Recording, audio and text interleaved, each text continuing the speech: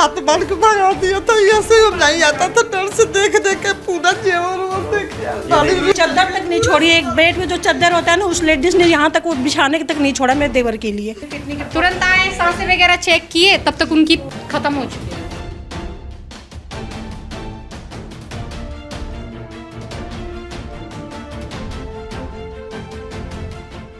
दिल्ली के चप्पे चप्पे की खबरों पर हम रखते हैं पैनी नजर। तो अब यही खबरें आप देख सकते हैं हमारी ऐप पर।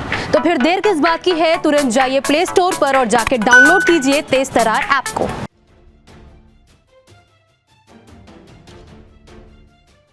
नमस्कार, मैं हूं आंचल मित्तल और आप देख रहे हैं तेज तर्रार, जहां दिखाई जाती हैं खबरें दिल्ली की। मैं इस वक्त मौजूद हूं दिल्ली के मोती नगर के सुदर्शन पार्क इलाके में। यहाँ पर रहने वाले एक युवक जिनका नाम भरत सोनी बताया जा रहा है, उनको उनकी पत्नी और उनके मकान मालिक द्वारा इतना ज़्यादा तंग किया गया कि उन्होंने अपनी ज़िंदगी ख़त्म करने जैसा बड़ा कदम उठा लिया। इस वक्त उनका परिवार हमारे साथ मौजूद है, जिनका काफ़ी कुछ आरोप है उनकी पत्नी के ऊपर, उनके मकान मालिक के ऊपर। एक बार आइए उनके परिवार के साथ जुड़ते हैं और जानते हैं कि आखिरकार उनका क्या कुछ कहना है। जी सर, आपका नाम? मेरा नाम लक्ष्मण सोनी है। क्या कुछ हुआ था? मैम, मेरा छोटा भाई था, वो इस घर में रहता था। वो अपने बीवी बच्चे से बहुत परेशान था, ऊपर से इसके मकान वाली से भी बहुत परेशान था। इसने 4 लाख लीज पे ये फ्लोर लिया था और इस चक्कर में इसके पिछले महीने उसका एग्रीमेंट पूरा हो गया था। तो उसके ना पैसे मांग रहा था बहुत दिनों से, तो उसके पैसे भी नहीं दे रहा था। वो खाली करने के लिए कह रहा था, नहीं दे रहा था।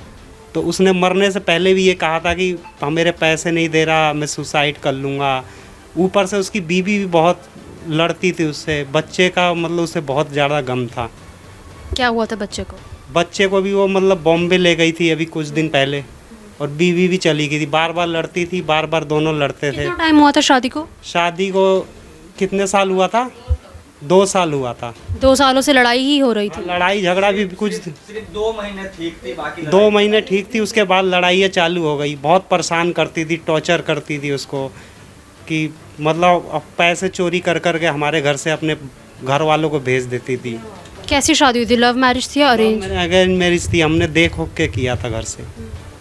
तो ऊपर से क्या हुआ कि जिस दिन वो मरा ना, जिस दिन उसने फांसी लगाई, उस दिन फांसी लगाने से पहले इन भाई को फ़ोन करता है कि इनका दोस्त है ये, कि भाई एक दोस्त कम हो जाएगा तो कुछ दिक्कत तो नहीं होगी। और उसको वीडियो कॉलिंग की है कि मेरे बच्चे से बात करा दे, उसने बात नहीं कराई।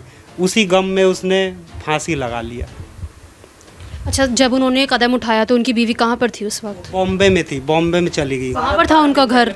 हाँ जी, बॉम्बे। और लड़ाई वड़ाई करके बॉम्बे चली गई। अच्छा, इस वजह से उन्होंने ये कदम उठाया? हाँ जी, हाँ जी। वो बच्चे से बहुत प्यार करता था, बच्चे के चक्कर में बात नहीं कराया उसने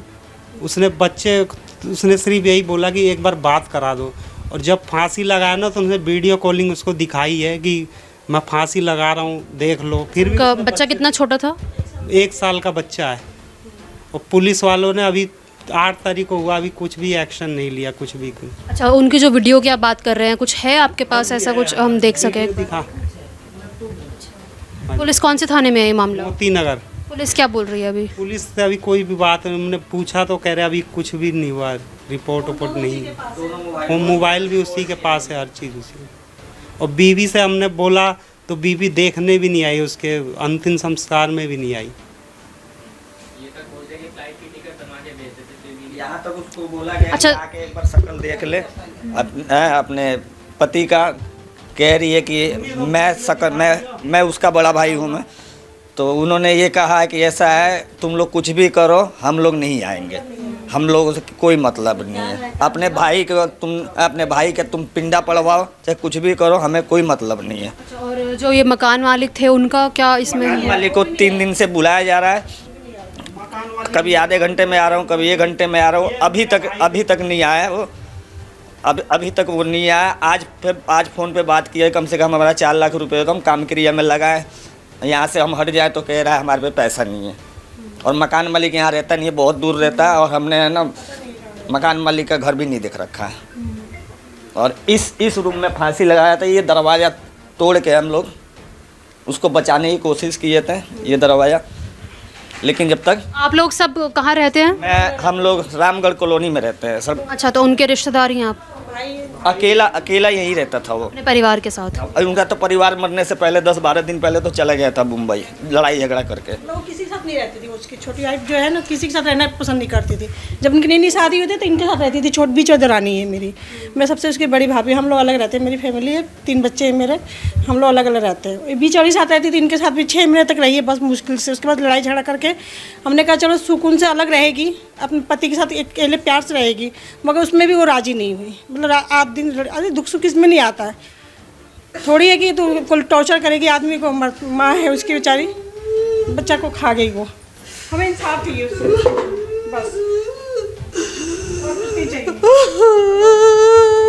मैंने कभी लात मार के भगा दिया था, ऐसे ही नहीं आता था, डर से देख देख के पूरा जेवर वो देख खा लिया।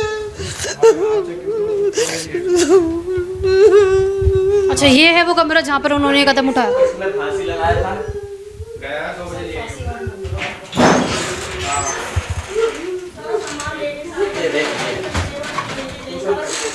ये सब क्या है? ये इसमें जेवर वो थे सब कपड़े लत्ते सब खा गई। सब खा लिए। अच्छा, सब ले गई थी जाने से पहले? सब ले गए। बहुत खराबी है माँ, बहुत खराबी है माँ। मैंने कितना गंदी अकेले नहीं गई थी, उनकी माँ भी आई थी 4-5 दिन पहले। टोटल सामान उन्होंने ही बनवाया था, जो भी सामान है। बच्चे के भी गाना एक चादर तक नहीं छोड़ी, एक बेड में जो चादर होता है ना उस लेडीज ने यहाँ तक वो बिछाने तक नहीं छोड़ा मेरे देवर के लिए। वो रहा मेरा देवर जिसका अंतिम संस्कार हो रहा है। उसको भी फोटो दो रख दिया उन्होंने। क्या नाम था इनका? जिसका के देवर? सोनी। उम्र कितनी होगी लगभग? उम्र 30-32 के होगा। भरत सोनी नाम था। बस इसको इंसाफ दिलवाइए बस आप लोग। इसको ने वो 2 साल कर चुके, पहले भी उसकी शादी हो चुकी है, उसका बम्बई में कंप्लेन भी है, उसका थाने में। लोगों को ये बात पता नहीं थी पहले? पता होता तो हम अपने नरक में थोड़ी लड़के को झोंकते, इतने प्यारे लड़के को झोंक दिया हमने नरक में। ये क्या काम करते थे भरत जी? कबाड़ी के काम भी अपने भाई के साथ भी कर लेते थे, इसके काम भी कर लेते थे, और भी जो भी काम मिलता था कर लेते थे। उसको पूरा रिकॉर्डिंग है, काली उली के सब सुन लीजिए, लैपटॉप में है पूरा। बहुत हमारा सजाई दिया, बच्चे के भी हमारा खा गया, जवान लड़का के पूरा ले भी गया, बच्चे भी गया। एक मकान वाला खाया, एक वो खाई, दूध मिल के। और मकान मालिक भी कह रहा है कि हमारे को 4 लाख रुपए लेने, कह रहा है मेरे पैसे नहीं है, जब होगा तब दूंगा। और इस मकान पे नोटिस भी है, वो सामने आपके सामने नोटिस आज ही लगा हुआ है। और सबसे ज़्यादा उसकी वाइफ को टॉर्चर करती थी, उसको क्या हम लोगों को भी परेशान करके रख रखे। कितना समय हो गया इस वारदात को? ये वारदात को जैसे कि 2 साल के आसपास शादी को हो गया ना। जो अभी ये घटना हुई है, उन्होंने जो कदम उठाया है, ये 7 तारीख को रात को 10:30 और 12 के बीच। आप लोगों को कैसे जानकारी मिली इस कदम के बारे में? वो बगल वाले ने बताया, और प्लस इनके यार दोस्त है जो सबको जिन्होंने कॉल किया था उन्होंने। जी कि मैं एक मतलब कि दोस्त नहीं रहेगा तो आप लोगों को कोई दिक्कत तो नहीं होगी ना, और मैं नहीं रहूँगा तो आओगे ना मेरे मैयत पे, ये सब बोल के फांसी लगा। लेडीज थी वो, वीडियो कॉलिंग उनसे बात हुई है, पर एक बार भी फैमिली वालों के उन्होंने जनाना जरूरी नहीं समझा कि अंतिम बार भी वो बचा ले। पड़ोसन को फ़ोन की, पड़ोसन तुरंत हमारे पास फ़ोन की, तो मेरे हस्बैंड और उनकी मम्मी तुरंत आई। जो बीच वाले भाई उनकी भी डिलेसिंग होती है, किडनी के तुरंत आए, सांसें वगैरह चेक किए, तब तक उनकी खत्म हो चुके थे। तो देखिए, फिलहाल हम मृतक के परिवार के साथ जुड़े, जिनका ये कहना था कि उनकी पत्नी द्वारा उन्हें काफ़ी समय से परेशान किया गया था, जबकि उनकी शादी को जो है 2 साल हो गए थे, लेकिन 2 महीने बाद ही शादी के उनकी पत्नी ने उन्हें परेशान करना शुरू कर दिया था। आए दिन वो लड़कर उनसे अपने घर पर चले जाती थी। इसके अलावा ये भी बताया जा रहा है कि मरने से पहले भी उन्होंने अपनी पत्नी को वीडियो कॉल की थी और ये रिक्वेस्ट की थी कि वो उनके बेटे से उनकी बात करवा दे, लेकिन उनकी पत्नी द्वारा उनकी नहीं मानी गई, जिस कारण उन्होंने बड़ा कदम उठाया। इसके अलावा परिवार ने यह भी बताया कि उन्होंने जो फ्लोर है ये वो लीज पर ले रखा था, लेकिन मकान मालिक द्वारा पैसे नहीं लौटाए जा रहे थे, जिस कारण उनके सिर पे जो है काफ़ी ज़्यादा प्रेशर बनता जा रहा था। दोनों साइड से वो परेशान थे और हार कर उन्होंने जो है अपनी ज़िंदगी को ख़त्म कर लिया। फिलहाल ये पूरा मामला दिल्ली के मोती नगर थाने में गया है और परिवार का ये कहना है कि पुलिस इस पूरे मामले में कुछ खास कार्रवाई नहीं कर रही है। उनकी पत्नी तक को अभी तक नहीं बुलाया गया सवाल जवाब के लिए, और अभी तक जो है पुलिस द्वारा कुछ भी नहीं किया जा रहा, जिस कारण इनकी यही मांग है कि उनके बेटे को इंसाफ मिले और जो कुछ भी पूरा मामला है उसकी पुलिस तफ्तीश करे। हालांकि अभी तक पोस्टमार्टम रिपोर्ट्स भी सामने नहीं आई कि आखिरकार पूरा मामला क्या था। आप भी अपनी राय इस मामले में हमारे साथ कमेंट बॉक्स में ज़रूर दें। कैमरा पर्सन आकाश शर्मा के साथ मैं आंचल मित्तल। अगर आपको हमारी ये वीडियो पसंद आई हो तो इसे लाइक एंड शेयर करना बिल्कुल न भूलें। इसके साथ ही हमारे चैनल को जरूर सब्सक्राइब करें और हाँ, बेल आइकन भी जरूर दबाएं ताकि दिल्ली से जुड़ी तमाम खबरों की नोटिफिकेशन सबसे पहले आप तक पहुंचे।